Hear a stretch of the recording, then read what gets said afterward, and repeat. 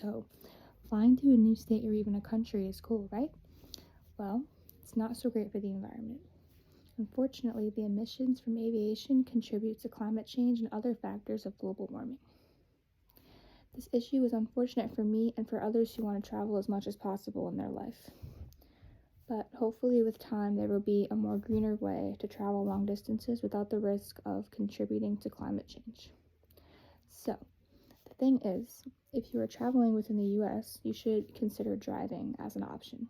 It's not the best option, but it's still better than flying if you're just traveling state to state. Or you can consider taking a train or a bus. But as for leaving the country, I suppose it is way more worth it to fly. But this is about doing what we can while we can.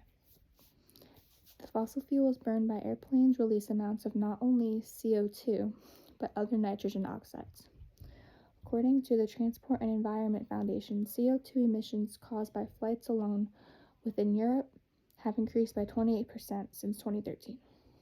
If these emissions are left untreated, they are expected to double by 2050. As for aviation pollution in the US, matters are much worse. According to the EPA, large business jets and commercial airplanes contribute to around 3% of our nation's total greenhouse gas production and 10% of transportation emissions. I know you all know those white trails left behind by planes that linger in the sky. Those are called contrails, and they make up 30% of an airplane's exhaust. At the same time, these trails are mostly made up of water vapor, which has little direct effect on warming impact. However, when this water vapor is released into the atmosphere, it freezes, and it creates contrail-induced cirrus clouds that trap infrared rays. These cirrus clouds produce a warming effect up to 3 times more significant than the impact of CO2 and can form vertically and horizontally.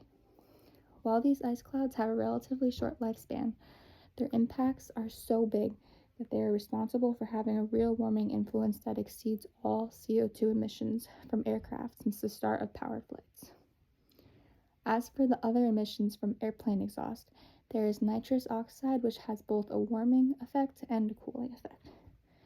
So, it's impartial concerning possible warming effects. Thankfully, in 2020, the US finally started to regulate greenhouse gas emissions from all commercial aircraft for the first time. The new standard requires aircraft manufacturers to use more fuel-efficient engines that release significantly less heat-trapping CO2.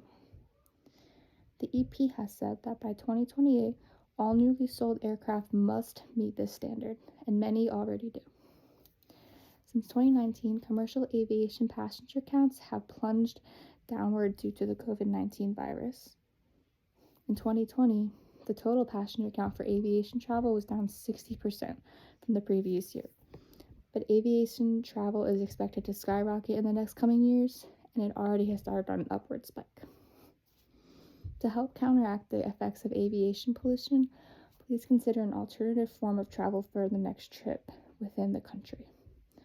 Although flying is convenient, it's hazardous to the very planet we live on, and it can have long-lasting effects if it is left untreated.